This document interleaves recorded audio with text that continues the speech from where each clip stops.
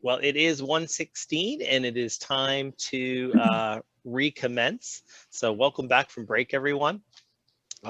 If you're still finishing your lunch, we totally understand if you stay off camera for a little bit, as I will be. But if you're not doing that and you're not having technical difficulties, we'd love to see you back on camera. And I believe, Sherrie and Naela, correct me if I'm wrong, but you should have the social connection slide up on your screen, yes? Yes. Okay, Sure do. then we are ready to roll. Welcome back, everyone. Welcome back. I'm sure you just had a fantastic lunch. You know, the kind of fantastic lunch you can have in 30 minutes. You know, go out to your favorite restaurant, raise a pint of Guinness, or maybe a dash to McDonald's for Shamrock Shake. Or maybe, like me, eat something fast standing at the counter in your kitchen.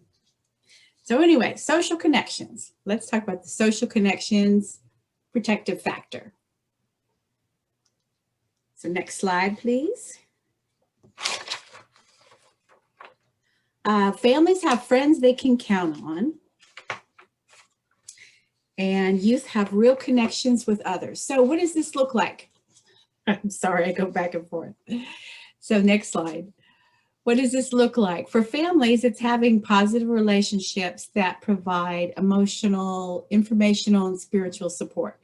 They have people that they can share good times with, and they have people that they can share challenges with, and share information, parenting tips, things like that. And for youth, it looks like having a healthy, sustained relationship with people, in not only in the community, but one-on-one with adults in their environment, and positive, healthy relationships with their peers that promote a sense of trust, of belonging, and helps them to know that they matter. So for our next slide, in the chat, I want you to put some answers to these questions. What do you want from relationships? Put in the chat now, what do you want from relationships?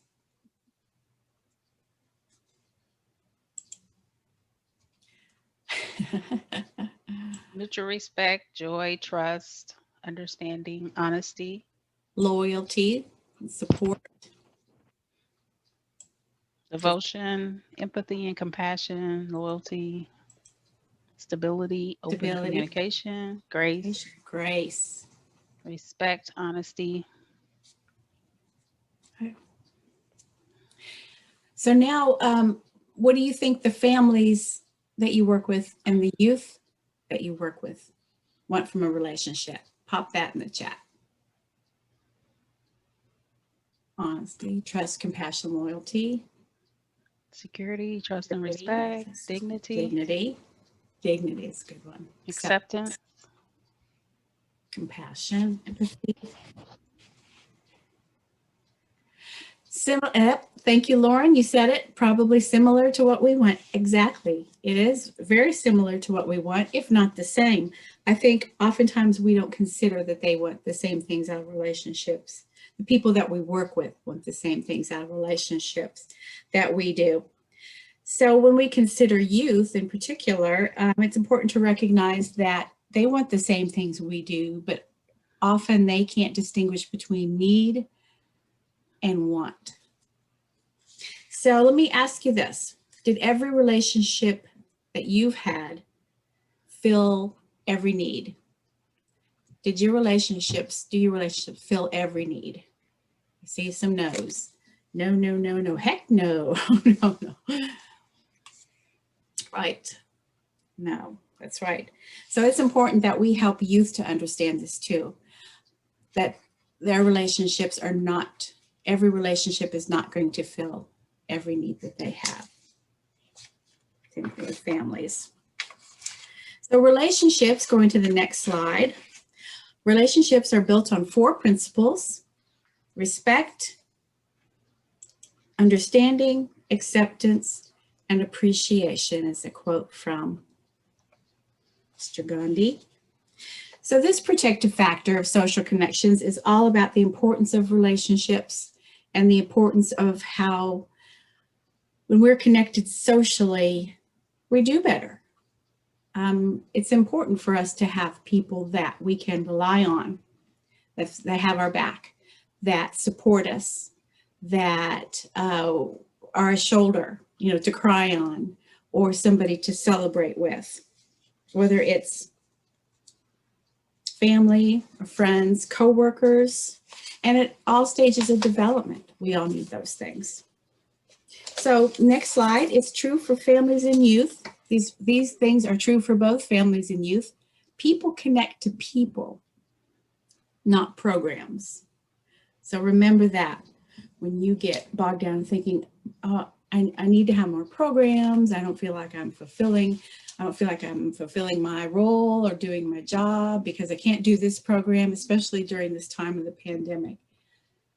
Can't do my activities that are in my action plans. What is most important are the connections that you have with your children at your school, your families that you work with, the youth that you serve at your school, school staff. People connect to people, not programs. And both families and youth need to connect with one adult, at least one adult at a program. We know that one of the most important factors for youth and success is that they have at least one adult in their life that they know cares about them, and that they matter too.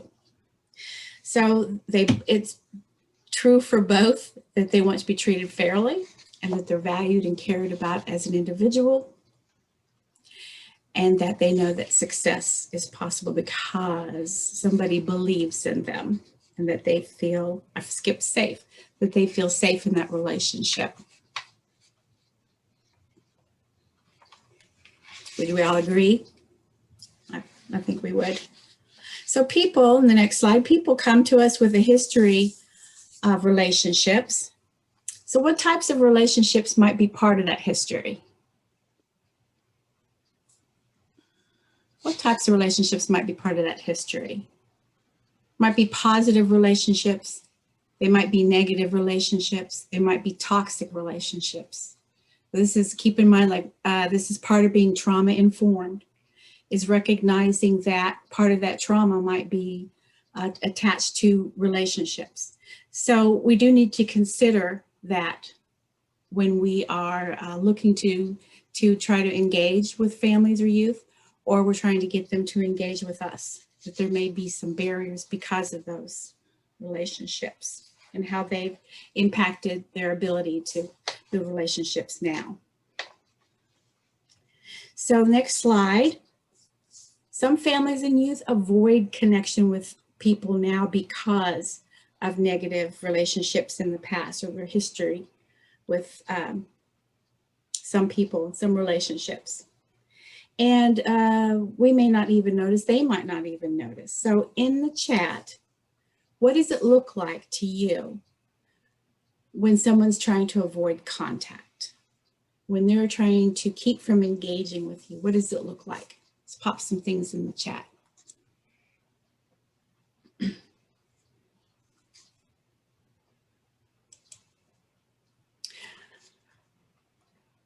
Here we go. They're short. Every call goes to voicemail. Don't answer calls, return calls. How about youth? How about one-on-one? Don't return messages. Silent. Avoid eye contact. Avoidance. You don't return emails or text messages. Body language. I don't know is a response. Good one. Dismissive language. Yeah. Avoidance. Avoidance. Exactly. Avoiding contact, trying to fade. Let's think about your answers were very related to the situation that we've been in with the pandemic and not having a lot of contact with kids or families in person. But if you're in person, there's that kid that tries to fade into the background. Being angry and threatening. is a way to keep people at bay, of course. Setting up negative reactions, insulting comments. So we have an avoidance and try to blend, fade away, blend kind of response, and also an anger push away kind of response. Next slide, please.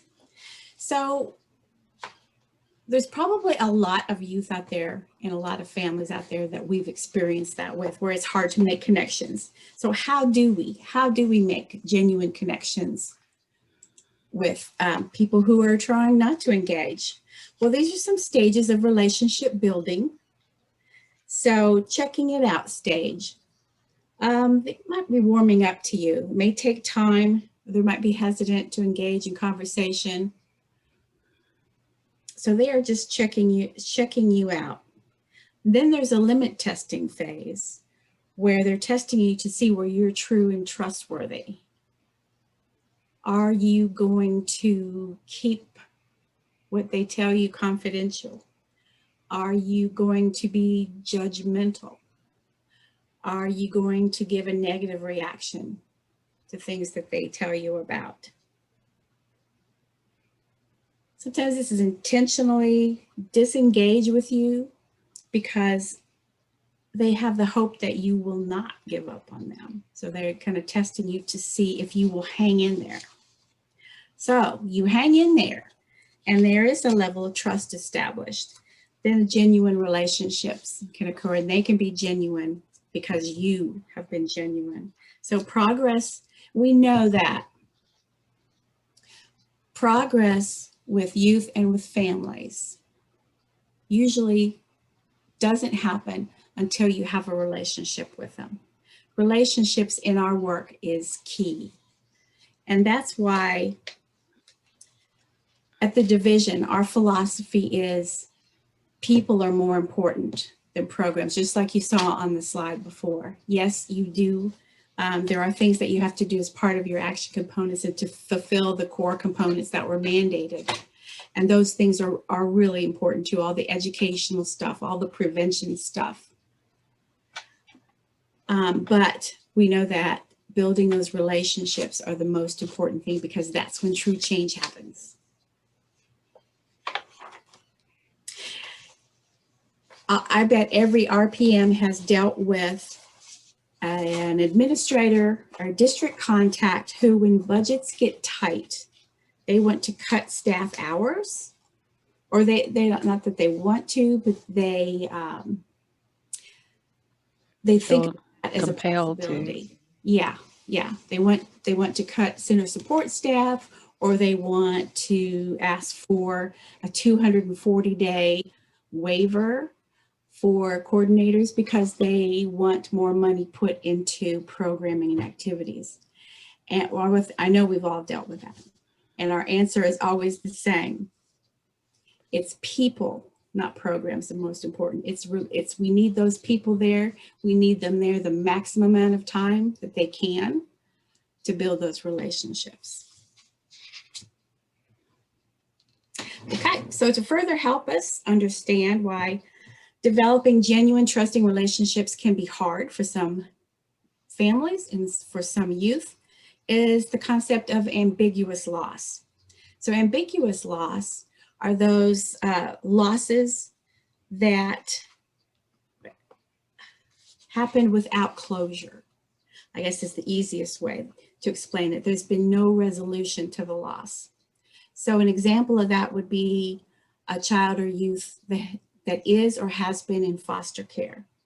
They have ambiguous loss because when they lose that relationship with their biological parent, no matter how negative it was, it's still a loss. It's a loss of what they know. It's a loss of home. And it's an ambiguous loss because there's no resolution to it, typically.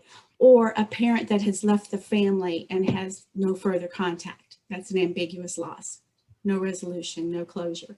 A parent who's incarcerated and the child has not been able to visit or have contact with that parent while he or she has been incarcerated.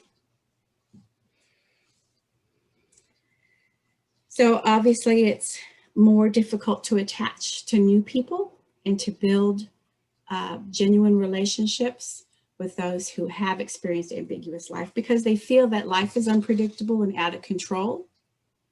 They don't trust that relationships will last or that things will work out. And then what they've learned in their life is that important things can be lost at the drop of a hat. Just things to keep in mind. This is part of being trauma informed, remember. So a tip for us helping professionals in relationships. It's important for you to know and remember that as a service provider, families, youth, kids are not the ones to meet your relationship needs. They are not there to meet your needs. Also, be strategic in what you share, what you disclose about your own experiences with the families and the youth that you work with. Just be strategic and cautious. Some disclosure can be helpful, but a lot usually is not helpful and has the opposite effect. And remember, there's always an imbalance of power between you and the families and youth that they serve. You are not going to be on equal, you're not going to be seen on equal footing, no matter what kind of person you are, no matter what kind of personality you have, no matter what kind of relationship you have with that parent or that kid. You are always going to be perceived as the one that has the power. So just be aware. I'm not saying that's a good thing. It's not, it is what it is. I think we can fool ourselves into thinking, oh, we're so real with each other and we're so comfortable and I've really got this great relationship. She's, we're just equals. We see each other as equals. That's not true. We don't. So, next slide. We have a tool to share with you to use with families and to help build those social connections, help your families build those social connections, and the youth that you work with to build social connections. And many of you are probably familiar with this tool called an eco map. So an eco map helps you to help your families and youth to map out their social connections so that they can discover or rethink. And Naela is modeling the eco map for you right now. The one that you have in your handout looks different from the one on the screen. We did want to show you both because there are different kinds out there that you can find and download. So what we'd like you to do now is to get in I guess you're going to do this on your own. Actually, you have 5 minutes to think about and use that eco map to map out thanks, Gray, to map out your social connections. The lime, I guess it's kind of a lime green, the small circle is your inner circle. Those are the people who are your closest connections. They're the people that you talk to regularly, the people that you confide in, the people who support you the most. That next kind of teal color, the middle one, are the next closest supports.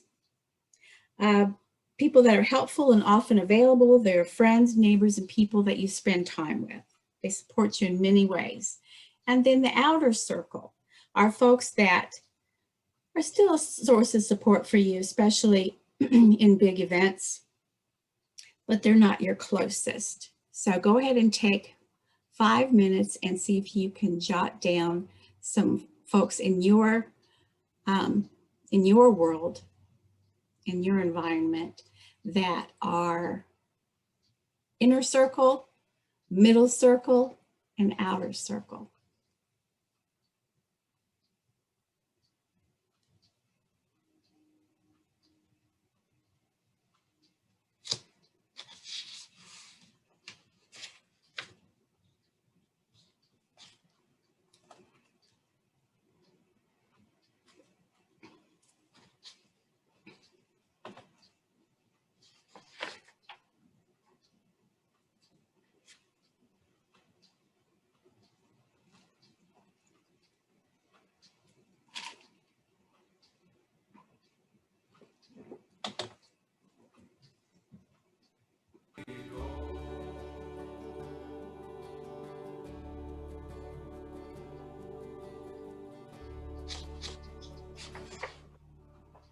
factor. Jot down again any key takeaways about the social connections protective factor. Is there something you might begin doing? Something that you might do differently? Something that you might do more of? And thinking about building the protective factor of social connections with your families and youth. Take a second to jot those down. And then we'll move on to our next protective factor.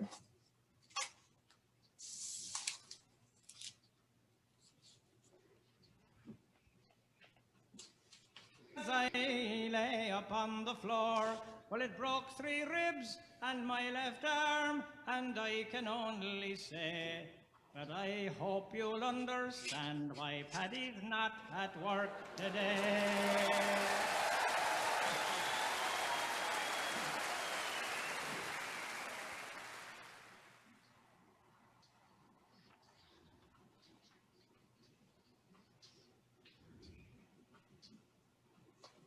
My friend Harvey married Tracy McCall. I cry she was a scary old doll. A voice so...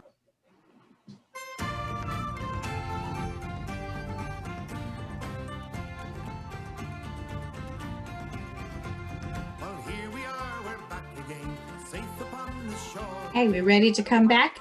Like to stay and go to sea no more. We'll go.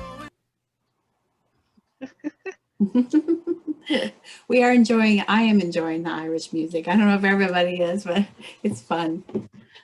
I don't know if anybody out there have seen the show. I think it's on Stars, American Gods, but that's what that reminds me of. One of the characters on there. I haven't seen it. All right, so we're back with concrete supports in times of need.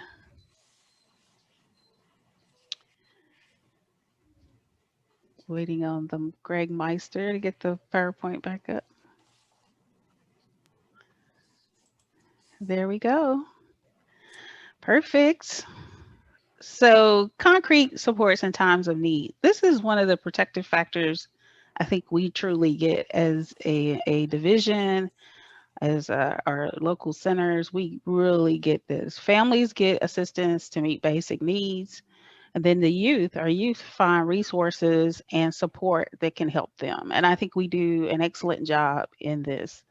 I think it's been really nationally recognized how well during the pandemic that we have been able to step up and get the families what they need. So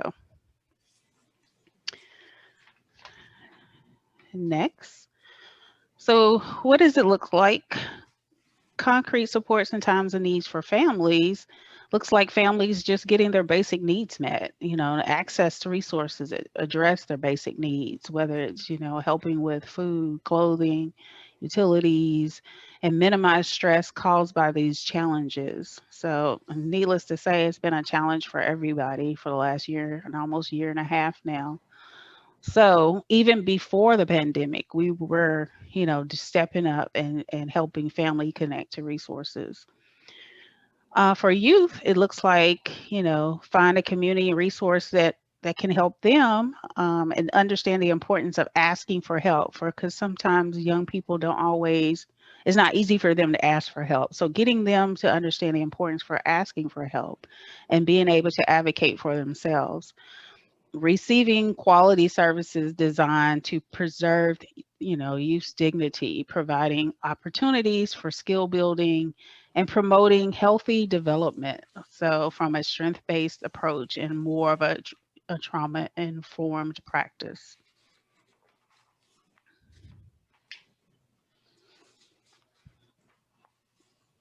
So how do we get concrete supports? So let's think about a time when you went through something challenging.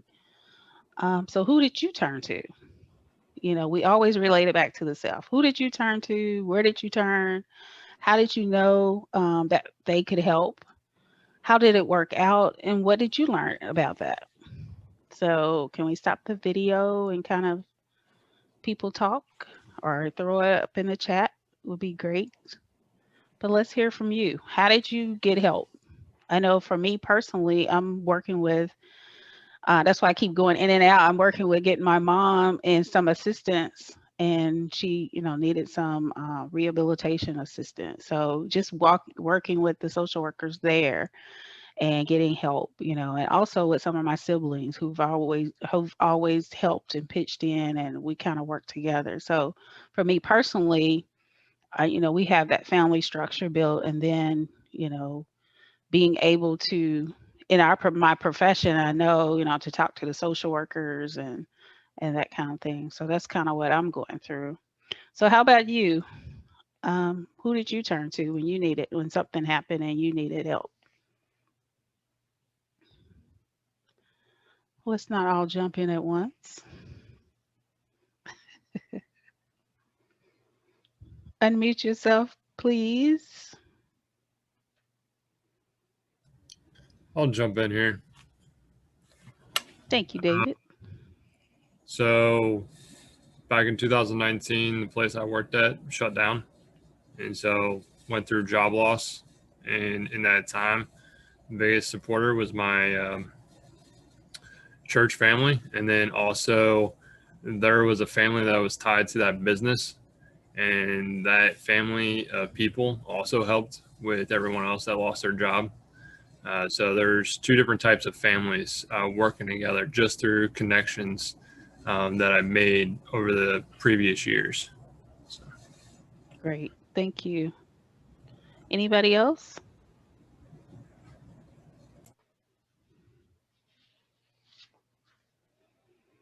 Or you can put it in the chat. I see some chat answers. My spouse, children, and mom, my husband, best friend. I turned to my husband and family when my mom passed away suddenly. I usually turn to my family and church, but lately I've been learning about new resources. So great. Thank you. So we can go back to the PowerPoint,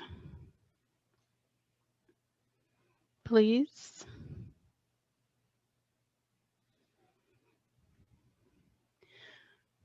So next. So asking for help is not always easy. I know that's one of my challenges. I don't always ask for help when I need it. So I know it's a challenge for a lot of our families and our friends. So why is it hard for families and youth to ask for help?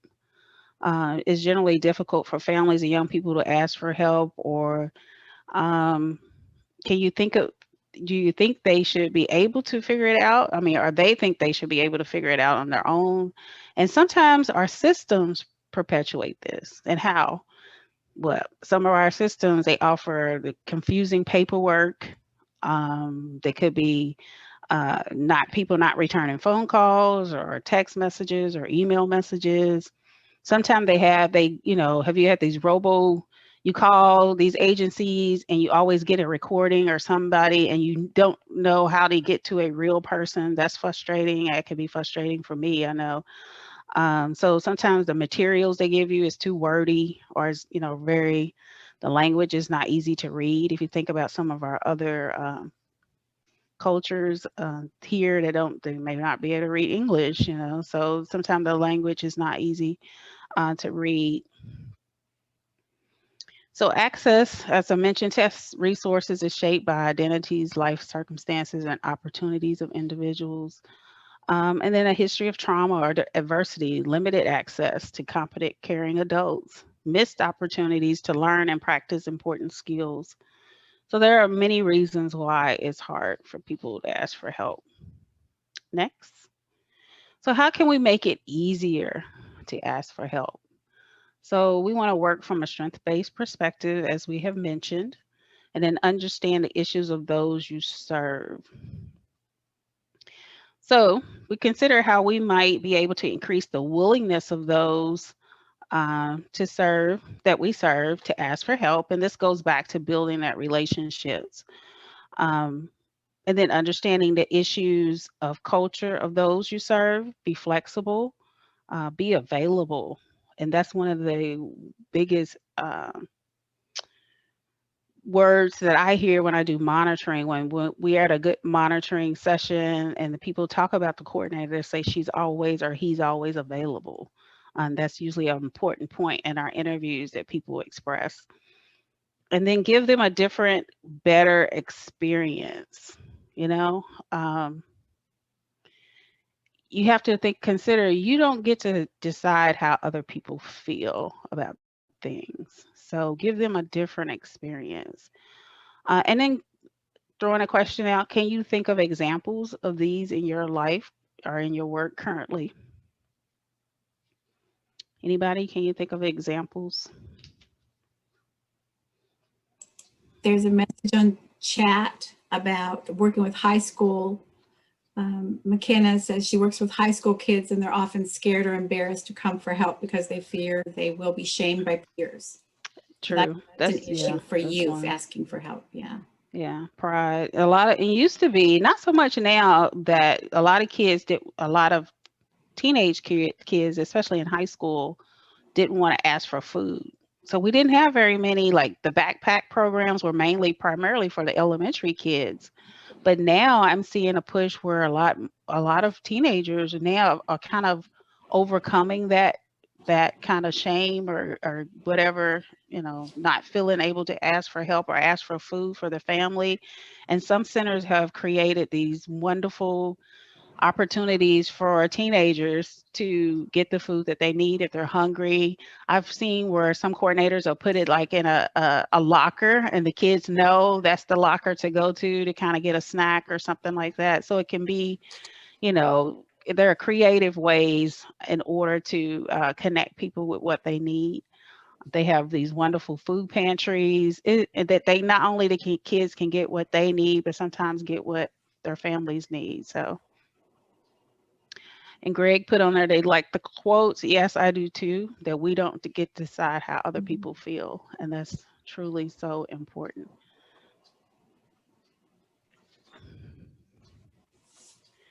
All right. So make it easier. Teach advocacy.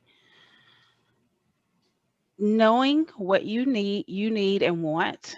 When you teaching advocacy, helping them to understand what Sherrie had mentioned about, a need versus a want. And teaching them how to have the skills to speak up for themselves. That is crucial. And for some people, that takes time, but we can model that and advocate for them, and then they kind of can see us speaking up for them, and that gives them the encouragement to speak up for themselves.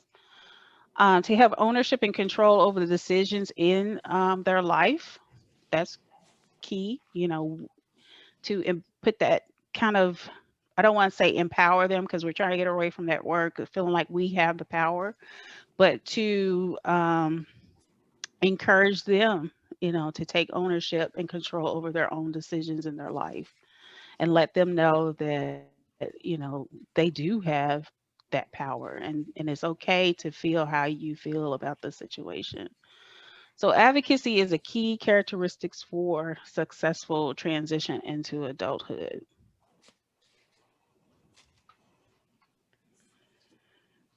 All right, so we are at another point where key takeaway. What is a key takeaway for you? So briefly, just jot yourself a note down about what you've heard. So what will you be doing or doing differently, or what will you do more of? So what was the key takeaway for you?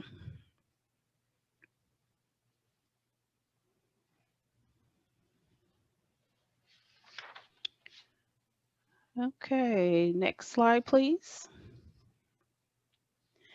Cognitive, social, and emotional competence. So families teach children how to have healthy relationships, and then youth know how to communicate their thoughts and feelings effectively.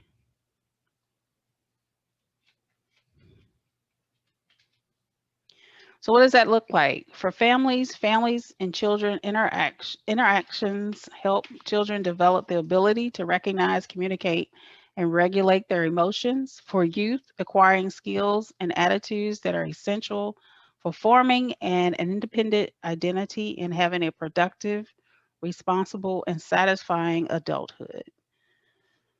So, such as self-regulation, executive functioning, and character strength. Next. What are social and emotional skills? Experience, manage, and express the full range of positive and negative emotions. Develop close, satisfying relationship with other children and adults, and actively explore their environment and learning. So according to the American Academy of Pediatrics, social and emotional development is a fundamental part of a child's overall health and well-being. Social emotional development is something called early childhood mental health or infant mental health. It spans from how children interact with others and how they manage or cope with adversity and stress. Social emotional development within the first few years of life sets a precedent and prepares children to be self confident, trusting, empathetic, intellectually inquisitive, competent in using language to communicate, and capable of relating well to others. Healthy social and emotional development refers to a child's emerging abilities to experience these three things that we just mentioned. Next. So, learning how to communicate and express your feelings effectively sets the foundation for exploring who you are. Next.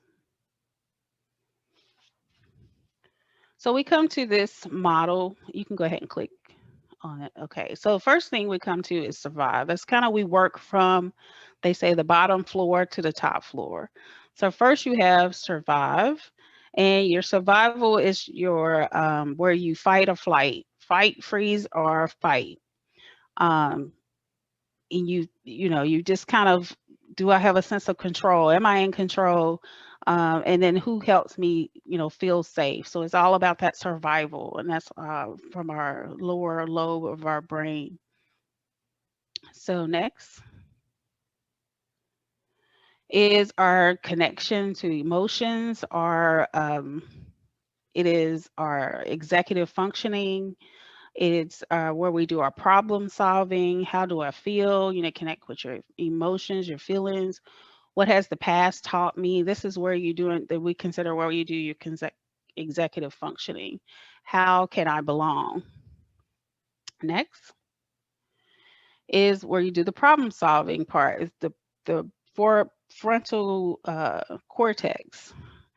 What should I do? What are my options and what needs to change? And the best way to kind of explain these levels of processing these social emotional abilities is if you think about if you were almost in a car crash. So what happens? At that moment, you would probably have a surge of adrenaline. So the first, you going 65, going down the highway at about 65 miles an hour, and you lose control, you almost have a crash. So needless to say, your adrenaline starts pumping, your heart, starts pounding. You might gasp or hold your breath. You kind of might lose control of the wheel for a little bit. You slam on the brakes. The brakes, they don't, consider. You don't consider anything. You just kind of lose it for a minute. You're just trying to survive. You can, like, oh my God, I almost slid off the road. And this actually happened to me, so I can relate to it. And then after a few minutes, you realize, okay, you've you've corrected, and you kind of take a deep breath. You look around, you're looking for your cell phone, and you kind of like, who can I call to kind of share what just happened to me? And who can I talk to kind of, help me through this emotional state, this emotional part. And so you call that person, you talk to them, you tell them what happened. They tell you, oh, okay, it's going to be all right. You're okay. You kind of calm down. And then you get off the phone and you start kind of going through it in your head. You start problem solving, thinking about what did you do wrong or what did you should have done better. You just kind of go through that whole problem solving thing in your head. So that's exactly what we're talking about here. If you've ever kind of almost been in an accident, that's kind of the process of how you go through this. Somebody said something maybe helpful. I was able to buy a lot of reusable bags with FRC. Okay. So consider this. How well does our educational system focus on social and emotional uh, well-being as the foundation for academic success? I think you need to click one more time, Greg. Right. Okay. So in our educational system, we primarily focus on cognitive development, which is great. You know, learning information and then repeat it back. More social emotional development usually occurs outside of the classroom. So it's more when we have our extracurricular activities, our after school programs and other events. That's where more of the social emotional development occurs. With a bulk of time focused on cognitive abilities, systems need to plan to fully incorporate opportunities for social emotional learning. Example is, how do people learn soft skills for employment? So how do they, does anybody know, can you put in there, what are the soft skills? When we say we want to teach young people soft skills for employment, what are we actually talking about? Can you throw that in the chat for me? So does anybody know what the soft skills are?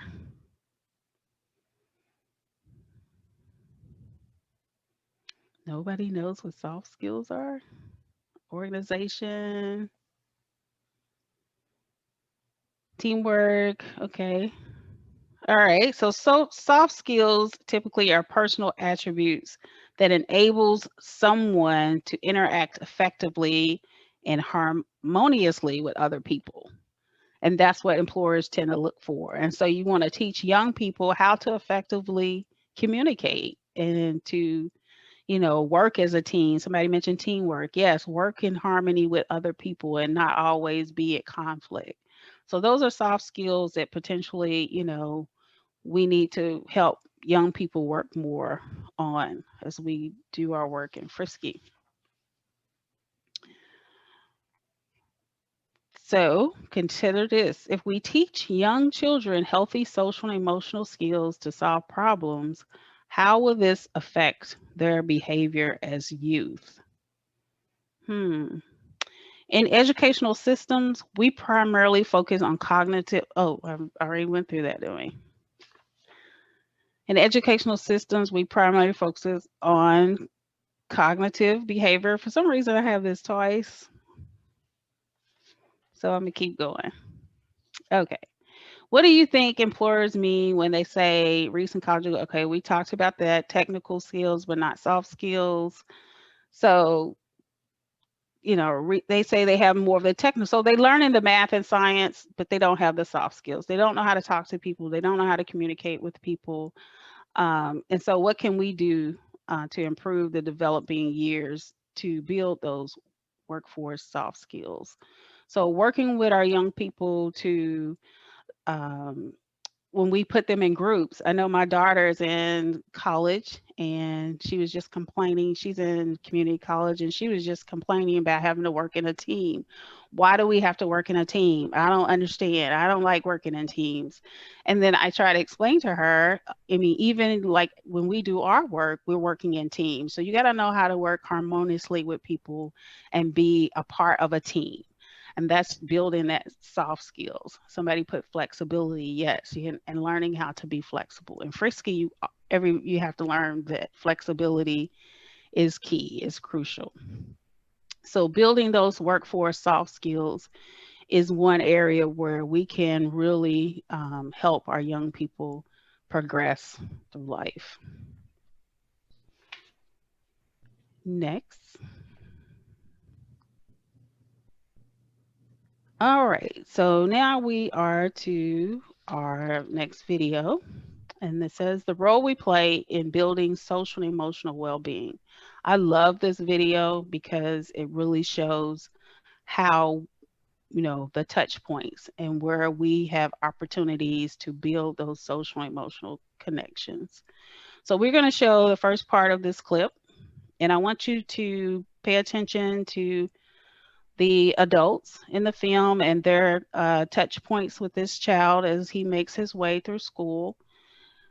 And then we're going to stop the video and kind of debrief, and then we're going to show the second part of the clip. Consider the difference on how this might impact a child coming from home with lots of trauma compared to a child with a healthy home. So roll the clip. Thank you.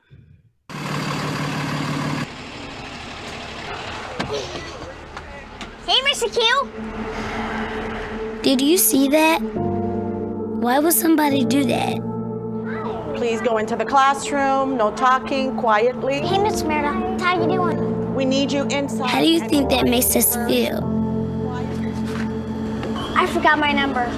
What's your name? Jordan. What's your last name? Carter. All right. Go ahead. School is hard enough. Come on in, sit down quietly at your desks, and begin writing. This kind of stuff just makes it harder. I said quietly, please. Who's talking? Is it you, Sophie? Don't let it be you. Don't believe me? Sophie. Please just watch.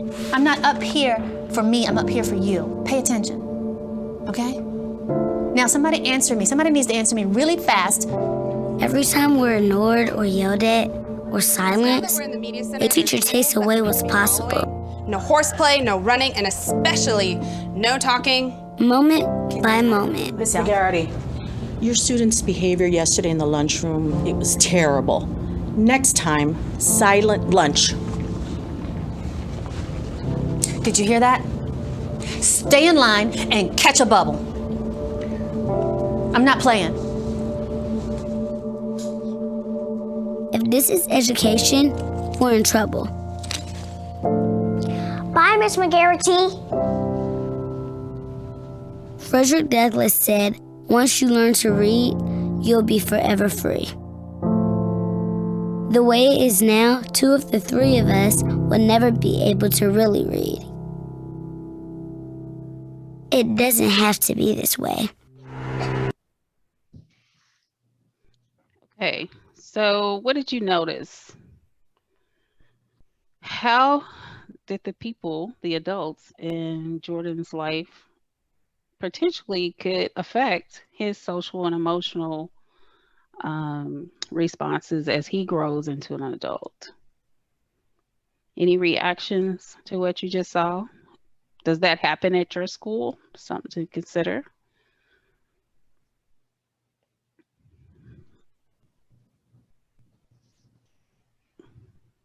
Anybody got any comments, thoughts?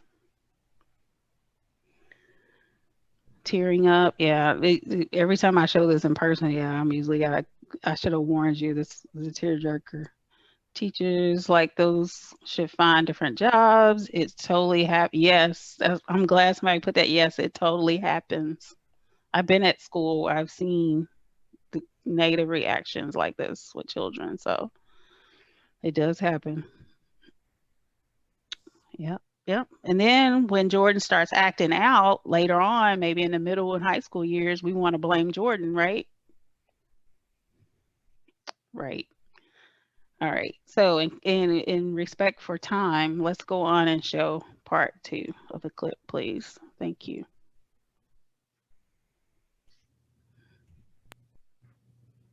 It doesn't have to be this way. Hey, Jordan. How you doing? Good. Everyone we meet throughout our day can make a difference. I've been waiting for you to arrive. All the difference. Good, how are you? Great. Hi, Jordan. Bye, Jason. Good morning, Jordan. How are you? I'm doing well. Thanks for asking. How are you? Good. Go ahead and put your number in. Talk with us, not at us. That's okay. I'll look it up for you. Go ahead, sweetheart. Okay. All right. Have a Teach us what we need to know. good morning. That's how we get smarter. Well, good morning, Sophie, Janicia, and Jordan. And when you talk with us and teach us, give us bigger and bigger words. Now what I'd like you to do, children, is turn around and converse with your neighbor and discuss where the mother might have gone. Words that we can use to read and understand. She is prey for eagles, so she hunts at night. And that will take us places we could never reach much without you. Remember, we're entering the learning zone. Now, how can we show our respect to the children and teachers who are working? We can walk quietly. Yes. Okay, kids, so what I'd like you to do is continue writing your narrative, documenting your emotions if you were the baby owl and your mother abandoned you in the nest. What can you do? Learn all that you can so that you can challenge us to be our best. You would have stayed and assisted them in whatever they needed. Share yourself with us and show us how to share ourselves with others. Give us courage. Give us compassion. Help us find our own voices so we can become who we are meant to be. Why would you want to silence us?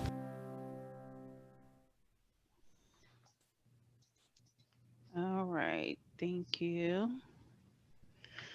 So I saw a lot of great comments in the chat, and yes, there were some wonderful comments. Anybody want to share?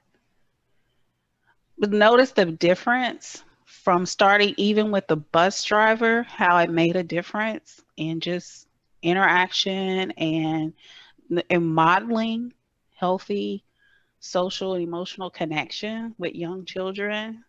Anybody have any other observations?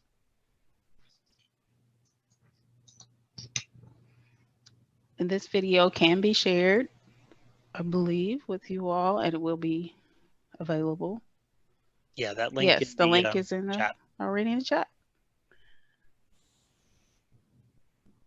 So, again, one person can make a difference in a child's life and how that interaction. And I know it's sad to think that this could happen in a school, but yes, I have seen it in school, and I've seen teachers react very negatively to students.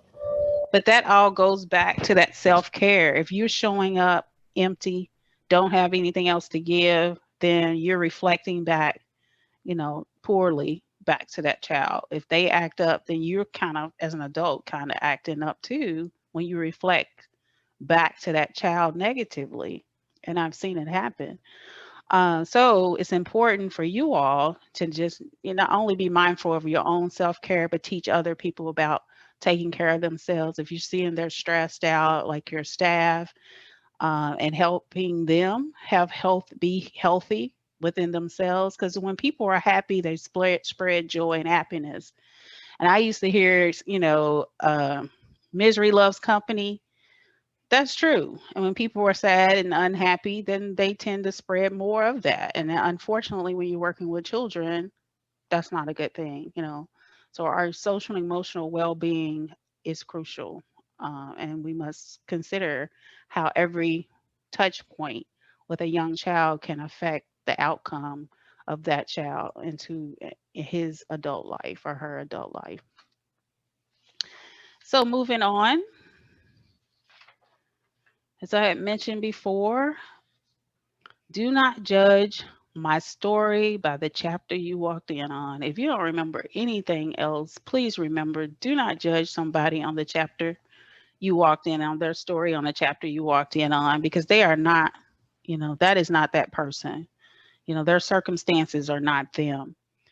So before we close out this protective factor, we have some final thoughts for supporting social and emotional wellness. We need to pause and consider our judgments of our parents and our youth. For those parents and youth who seem selfish or unattached, how might we see them in a new light and think about the youth or parent as we saw Jordan all grown up? We don't know what their past experience or relationships have been. We just walking into a chapter of their life. We don't know all the past experiences and the traumas and everything. So we're just asking that you be patient, be empathetic, and be open-minded, and not judge people, and not judge at all, really, and definitely not judge their story by the chapter you just walked in on. So take a moment, jot down some key takeaways, And I think Sherrie is going to be up next.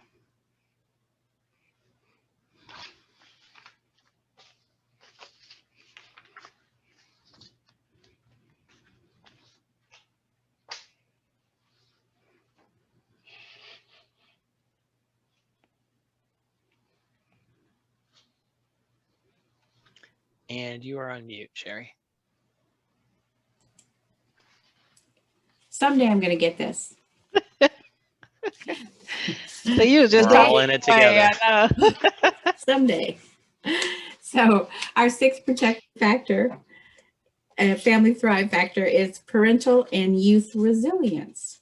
The taglines for families bounce back, and youth bounce back when life gives them challenges. How important is this for success in life, right? So what does this look like? For families, it's about managing stress and getting through it when faced with challenges, adversity, and trauma. It's pushing through during hard times. For youth, it's about managing stress and functioning well when faced with stressors, challenges, or adversity. And the outcome is personal growth and positive change. So resiliency. Resiliency allows people to face those challenges, make better decisions, decisions that will positively impact their life going forward. It allows them to take responsibility for their actions and allows them to positively influence their development and well-being.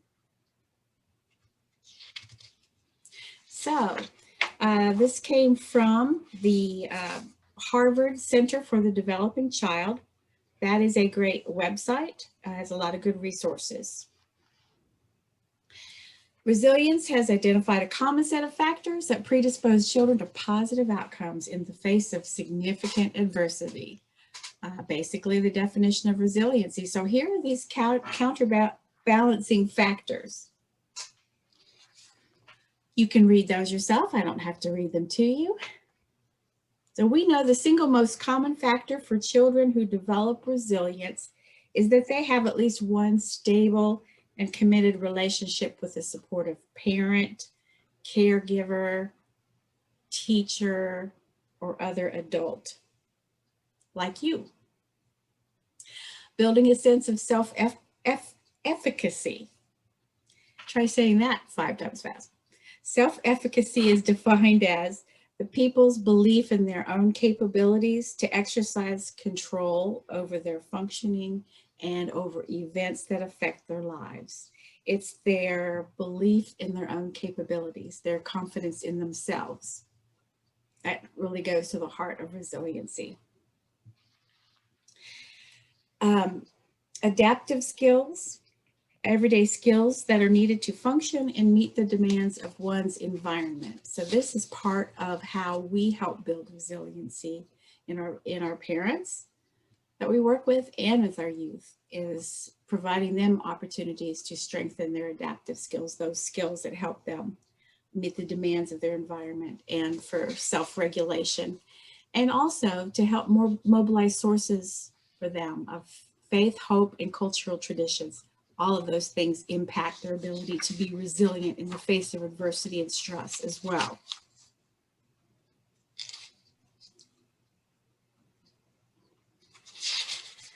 So, going on, Naela. So the impact of resiliency. So these, we have to teach these. There are many things that impact resilience, like racialized expectation of perseverance, strength, religiosity, gender and cultural norms, stigma around mental health, ambiguous laws, privilege, and power.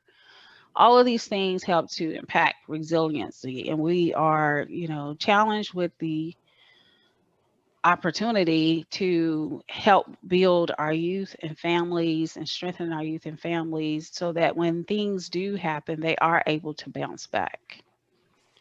So we're gonna move on so we get an opportunity. We have our last group session, so I'm gonna keep just moving on through.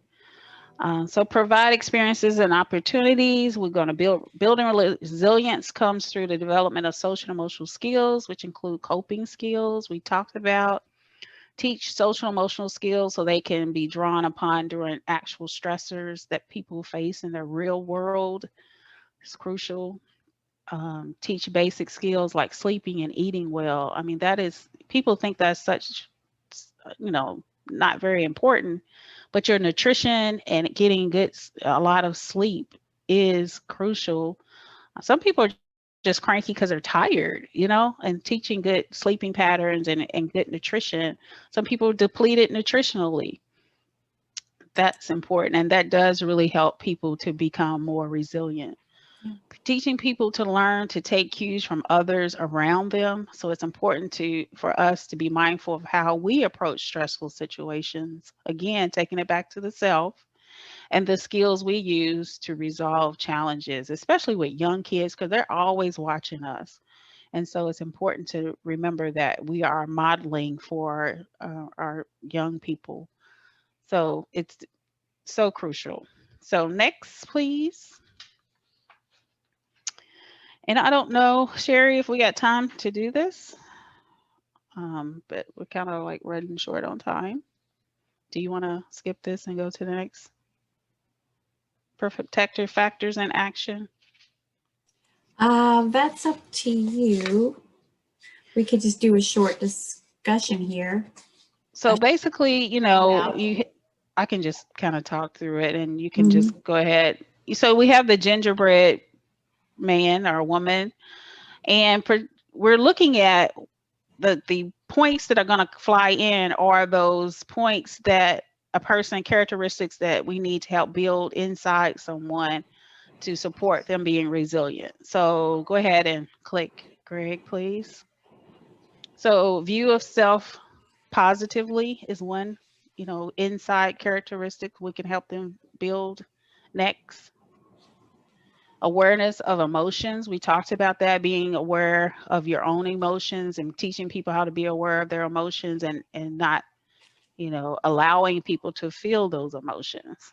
Next, strong communication, teaching people how to communicate with one another and being able to advocate for oneself. Next, confident to solve problems and skill building and teaching people how to problem solve and feel confident in solving problems. Positive outlook for the future. Again, teaching that positive self-reflection and being able to ask for help. These are characteristics that we can help people, families, parents, grandparents, students, help them build on the inside. And then we look for those supports on the outside. And so I don't think we had anything on the, normally if we were doing this as an exercise, we would think of all the outside supports that we could build around the individual or around the family. All right, next. Somebody throw something in the chat about how, go back to the gingerbread man, Greg, for a second. How can we help build the support of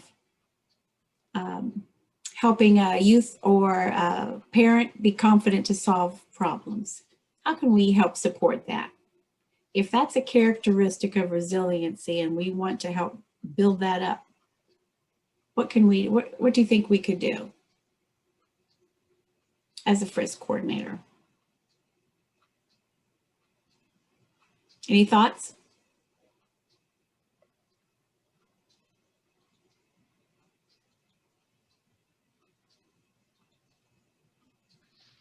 Oh,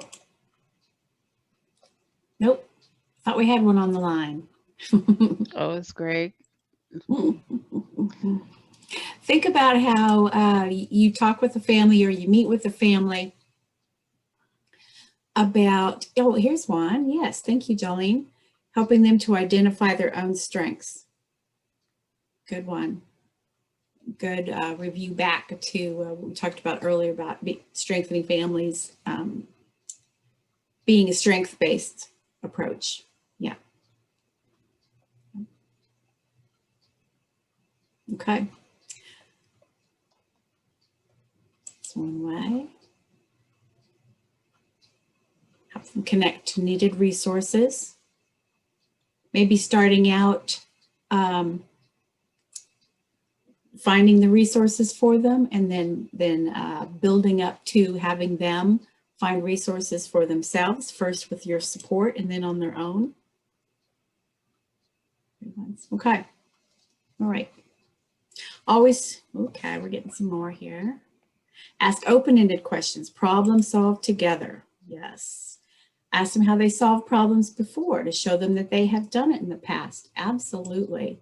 That is a strength-based approach. And you say, see, you did it before, so you can do it again. Very good. Helping with communication skills. Thank you all. Took a moment to think about that. Always stay humble and kind when communicating with them. Exactly. All right. Thanks. Okay, so this is important. So we do want to go, we're going to go over about 15 minutes. If you'll hang with us, please. Okay, so protective factors in action. So we want you to refer to your protective factors. It's been a long day. Protective factors in action handout, which looks like this. Here you go. So all of those notes you've been taking, this is where this will help do this a lot easier. So make notes and assign someone to report out when you get in your groups, and discuss how you can apply the protective factors to your daily programs and activities. Remember, protective factors is not, we don't expect for you to go back and have a protective factor day. This is an approach. This is a way of thinking. So you can take some things that you're already doing, and now that you have been, trained in this approach, how can you make it different? Think of ways of doing things differently. So that's what we want you to do. Yeah. With more intentionality. So you have 10 minutes to get together, talk about these things, and fill out these protective factors in action sheet handout, and then we will reconvene and report out. You can start with any protective factor that you want. You don't have to start at the left and go around. You could just choose one in your group if you want. Go ahead, Greg. Sorry. Yep, super. And we've got 5 breakout groups this time. And so if you could pick somebody who isn't too shy to speak up, we'll have a couple to pick from when we get back from breakouts. Thank you.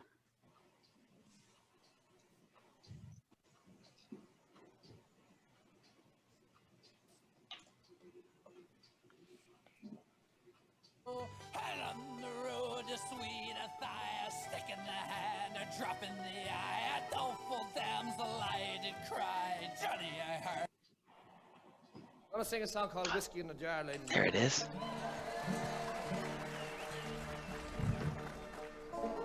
It goes like this. As I was going over. Turn the recording back on. Welcome back, everybody, from breakouts. They are closing right now. All right. Who are our brave volunteers? Yes, we need brave volunteers to mention at least one thing that you put on your protective factors and action sheet, or you would if you were actually writing on it. Does somebody have something for, let's say, social connections? Somebody have something they wrote down as an action step for themselves for social connections and how they can build social connections with either the families or youth. And the quicker somebody speaks up and shares, the quicker we go home. Yes, there you go. There you go, Rachel. Yeah, thank you, Rachel. Okay, Rachel saved you. Our group touched on even just something as small as standing outside with bus duty in the afternoon. I know we're not technically assigned to bus duty, but just taking the initiative to, we're here anyway, I'm going to stand out there. And especially with COVID, I feel like we were at a disadvantage learning some of the new students, especially the kindergartners. We'd never seen them before. So taking the time to just get to know people through there, even where they're going, what part of the, the town they live in, who they ride the bus with. And I also somebody mentioned that helping them learn their name specifically and how she could tell a difference in their day brightening just because she called them by name in the morning. So just things we don't think much about that are pretty big deals. Right, right. Like things we saw in that video with Jordan and his classmates. Thank you, Rachel. So remember, Strengthening Families, Family Thrives is not a program. It's something that we want you to incorporate into your action components so that your services and activities help mitigate risk. So let me see, what's another one? Resilience, parental and youth resilience. Some have something, a little action step. The group I was in, I was actually the one who said I wouldn't mind sharing out for that group.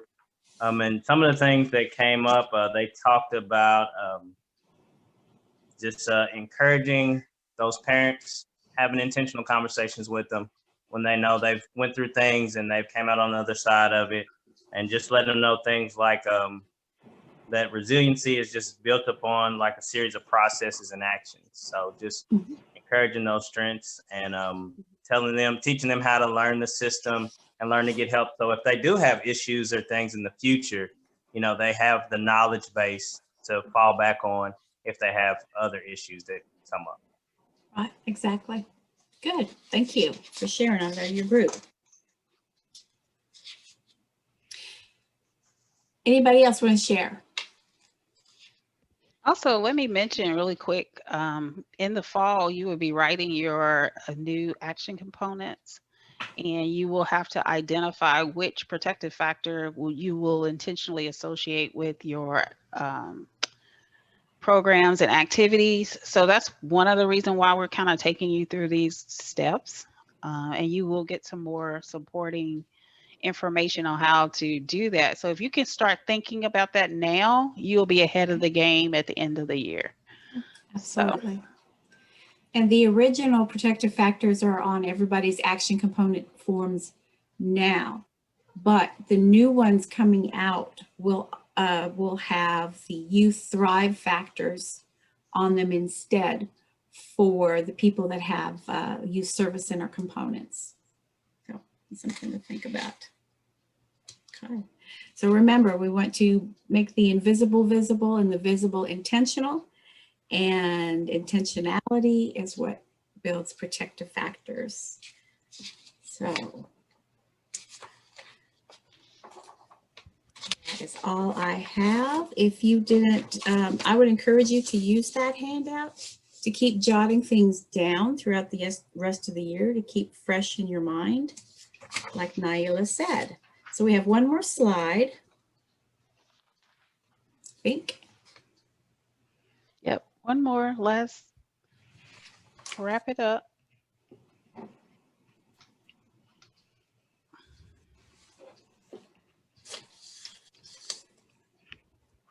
All right. Next slide. Yeah. So remember, when you change your lens, what do you see? You see opportunities, solutions, strengths, what's already working, building from the strength base. And notice we put down there on your action plan, as I had mentioned, these are the things you start thinking about as you're doing, having touch points, like in the video with Jordan, those we consider touch points. And when you're building your action components, being more intentional and adding, ways that people can socially connect, ways to build resiliency, ways to build social and emotional competency. So this is what we want you to kind of keep your mind focused on and churning as you continue your tenure as a family resource or youth service center coordinator. And we are done. Thank you. In honor of St. Patrick's Day, I'd like to close out with an Irish blessing for you. May your troubles be less and your blessings be more, and nothing but happiness come through your door. Thank you and for your participation. Thank you, everyone. Yay, we're done. Appreciate your support and your participation. Have a wonderful day. Thank you, Greg. Couple of quick announcements. Fabulous technical. Oh, you're very welcome. Thank you, ladies. Great job.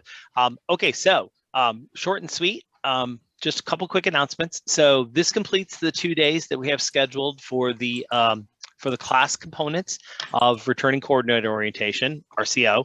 So there's 3 things that you need for completion. So the first big thing is what we're going to let you know about next, and that is the standards training. Because of the update, the standards training is on pause until we get the new materials and we get trained up, and that's happening this week. And we'll get an exact date for when those materials are going to be available. We will print those and we will ship them to you. We are still shooting for those classes to happen in the last 2 weeks of April. And so we're looking at having a Tuesday, Thursday schedule the last week of April and the week before that, if we can get materials out in time. If not, it'll probably be a Tuesday, Thursday. The last week of April will be one class, and then the following week, that first week in May, will be the other class. So be looking for updates. As soon as we know when we have those available, we will open up a registration. It will be first come, first serve.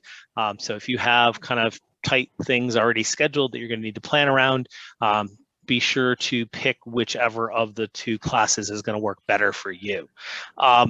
Okay, now if you missed any portion of the classes for the last 2 days, we have recorded everything. It'll take just a little bit to get it cleaned up, but as soon as we have those available, they will be out on YouTube, and we'll have links on the Trainer Hub website.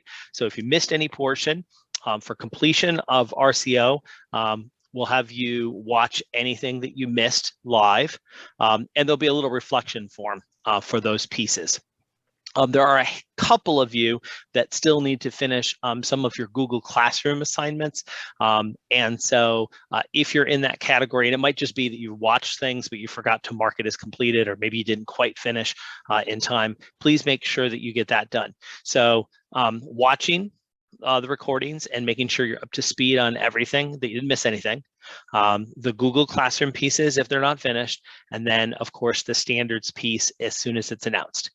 There will be one more piece after standards, and that is a separate Google Classroom assignment that's specifically about applying the standards to present them to advisory councils. But don't worry about that yet. We won't even talk about that until after the standards trainings take place. And that's it. Do look for future announcements as these details firm up and we're able to give you exact dates. I will be sending emails out. If you have any questions, comments, or you're having any trouble, I know some of you really struggled getting into the Google Classroom, just reach out and I'll be happy to walk you through it. But thank you everyone for great participation. It's really been a pleasure getting to work with you all again. And happy St. Patrick's Day.